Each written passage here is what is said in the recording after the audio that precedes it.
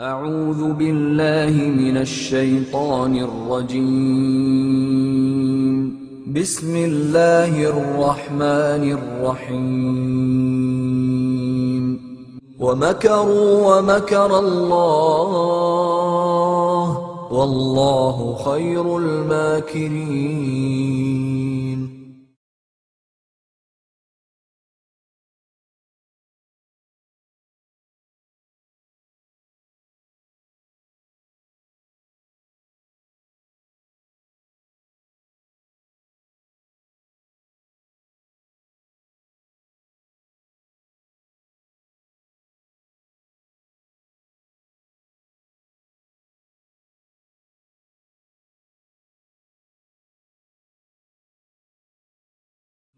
ودت طائفة من أهل الكتاب لو يضلونكم وما يضلون إلا أنفسهم وما يشعرون. يا أهل الكتاب لم تكفرون بآيات الله وأنتم تشهدون. يا أهل الكتاب لم تلبسون الحق بالباطل وتكتمون الحق وأنتم تعلمون.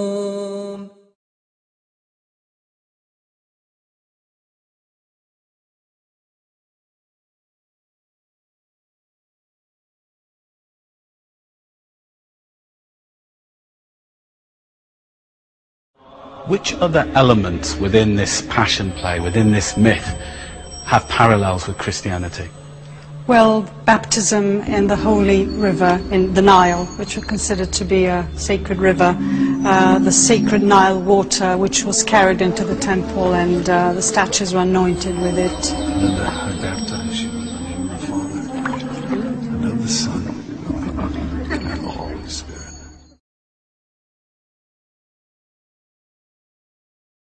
The eating of corn bread as the body of Osiris, because corn came about through the sacrifice of Osiris. So this whole eating of bread and drinking of beer that issued from the risen God is also paralleled by the Eucharist Mass in Christianity. So the corn bed and the beer are paralleled today by having the bread and the wine. Exactly.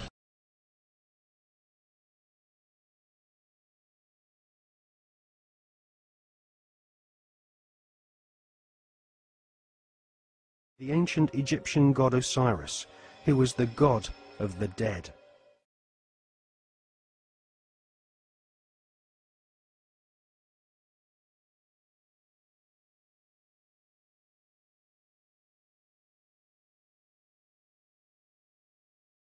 Another thing they had to do is to implement another feast or festival called the Feast of Ishtar. And this is the goddess of fertility. This is why they have the reference here now to the eggs, yeah, and to the rabbits, because they multiply quickly. So it was a fertility festival from the goddess Ishtar, which we today call Easter. That's where your Easter eggs, your bunnies, and all the rest of it come from. This has nothing to do whatsoever with Christianity.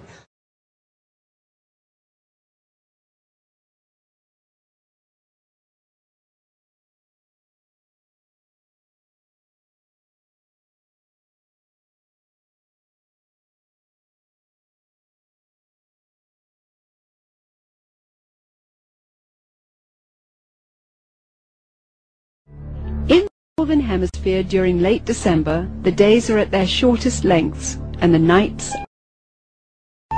For those of the pagan world, this has always been the greatest time of the year to celebrate and practice the works of darkness. The pagan calendar identifies this period as the winter solstice. Witchcraft traditions hold that a number of pagan gods were given birth during this period, including Dionysus, Attis, and Baal, chief male god of fertility and licentiousness. Another pagan god from Persia, identified as Mithra, was said to have been born specifically on December 25th. Mithra was the god of the unconquerable sun. During the month-long winter solstice celebration, courts in Rome were closed. Any and all crimes were allowed. Homosexuality, cross-dressing, and uncontrolled debauchery reigned supreme. Rome's order was turned upside down. Even children were allowed to join in the drunken orgies as part of the Juvenalia celebration. The Christmas tree was regarded as a sacred tree. The pagans of northern typically worshipped trees. They regarded trees and groves as sacred. So the bringing of the tree into the house would be a way of bringing a supernatural source of blessing into your home. That was the whole idea, that there were spirits who resided in the tree. Santa Claus is another good example of a pagan element of Christmas. Santa Claus, as we know him today, is an amalgamation of several different traditions, but in most cultures throughout the world, you will find the existence of what is known as hearth gods.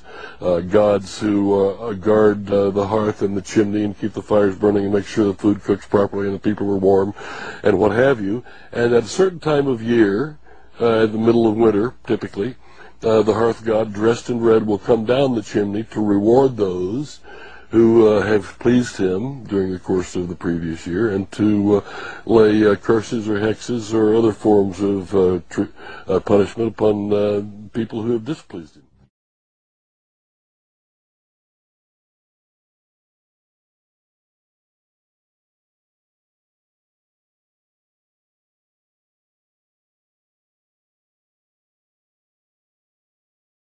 The drinking of human blood and the sacrifice of children was performed to please the alien gods who had invaded from the stars.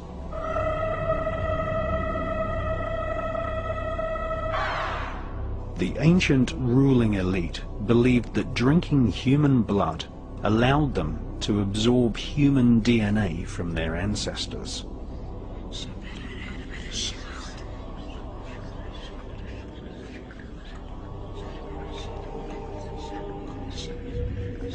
The Vatican continues this ancient blood-drinking ritual to this day with the symbolic drinking of the blood of Christ.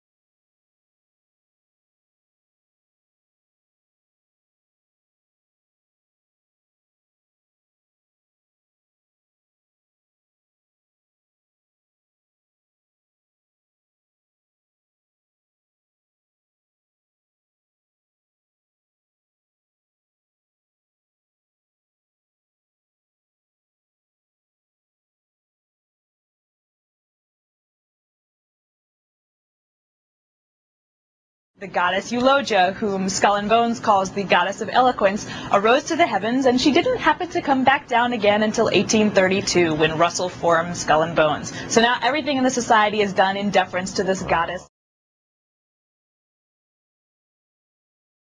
When Constantine convened this council, what he was looking for is absolution. He wanted to be rid of his guilt and sin for having drowned his, or actually boiling his wife and boiled his son, because of the fear that they would try to compete with him for his